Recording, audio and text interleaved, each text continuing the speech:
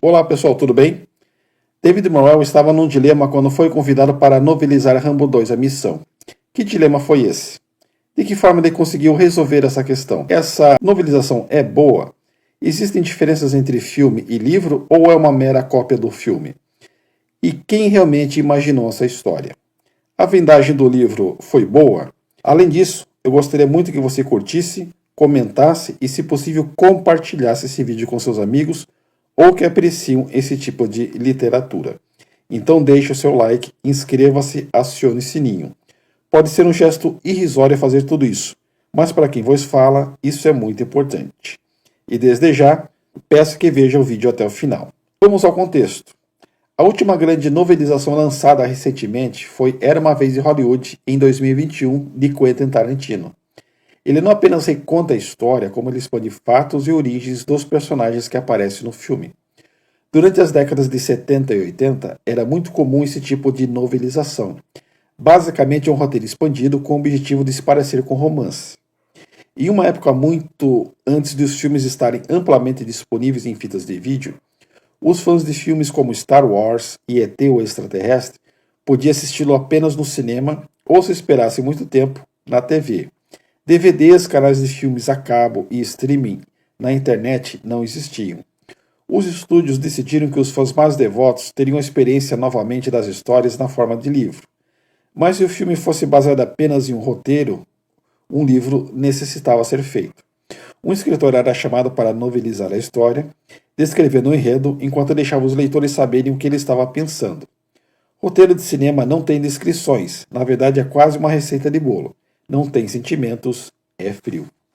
Alguns desses estúdios exigiam que o escritor não fizesse alterações na história e nos diálogos. Isso poderia ser difícil para um autor.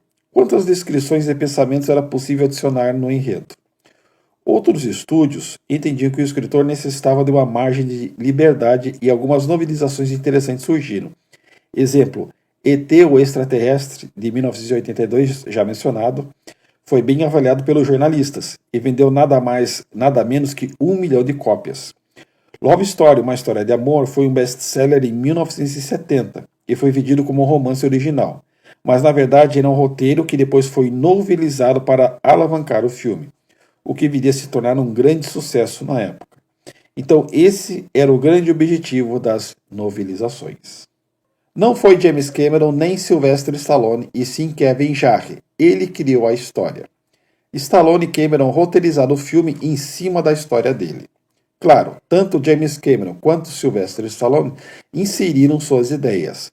Cameron, especialmente no campo da ação, e Stallone na parte da política.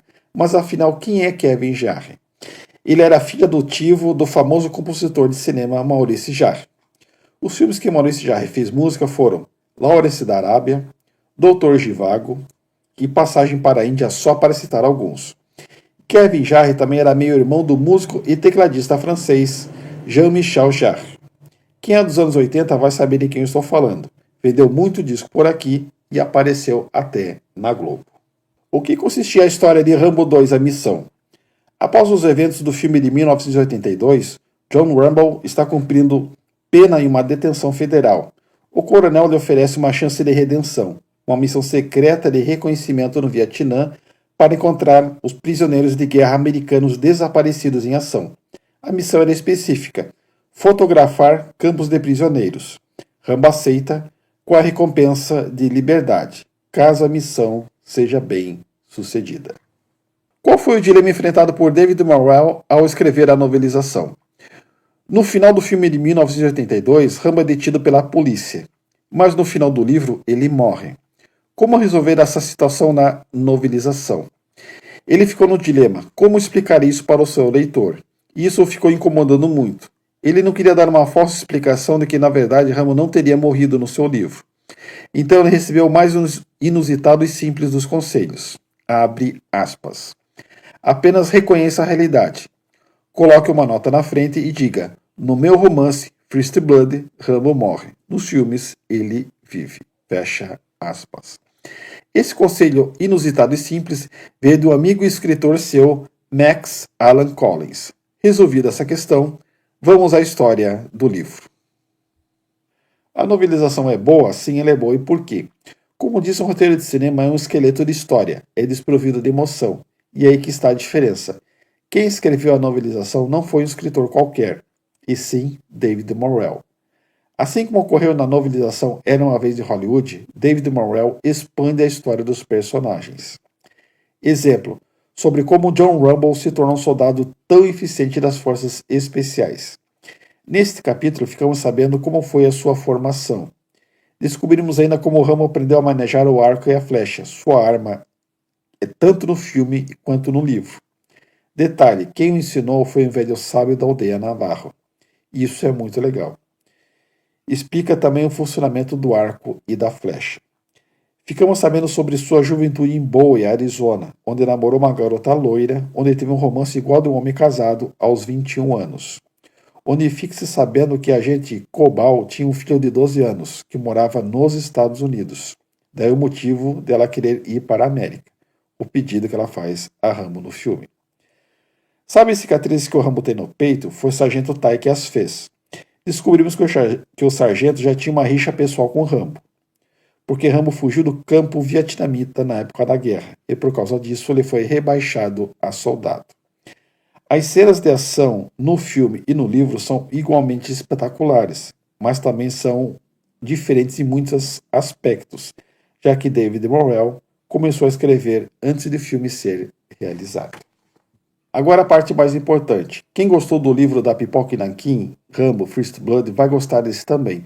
Porque o Rambo dessa novelização é o Rambo do livro e não o Rambo do filme. David Morrell, com muita qualidade, assim como no seu livro First Blood, consegue descrever a selva vietnamita muito bem. A sujeira, o calor, os mosquitos, tudo isso é tratado na novelização. Outro detalhe importante. Esse livro foi best-seller no The New York Times, algo raro para uma novelização. 1985 foi o ano da Rambo Mania nos Estados Unidos. Foi a segunda maior bilheteria daquele ano, perdendo apenas para De Volta para o Futuro.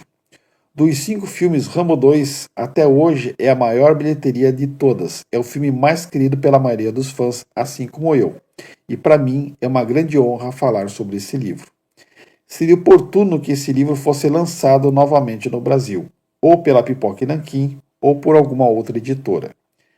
Há muitas editoras no Brasil que lançam livros de não ficção na área militar ou na área policial. Seria importante que se enveredassem por esse gênero, porque é um tema pouco explorado no Brasil. E começar por Rambo 2 seria muito interessante. Seja qual for a editora que passe a publicar títulos sobre espionagem ou ficção militar, vai abocanhar uma grande fatia no mercado, mas falta essa visão. É isso aí, pessoal. Esse foi o vídeo de hoje. Se você curtiu, deixe o seu like, porque essa é a melhor forma de saber se você realmente apreciou. Caso não seja inscrito nesse canal, peço por gentileza que se inscreva. Agradeço muito a sua atenção, agradeço por terem assistido até o final, estendo o convite para o próximo vídeo e até lá.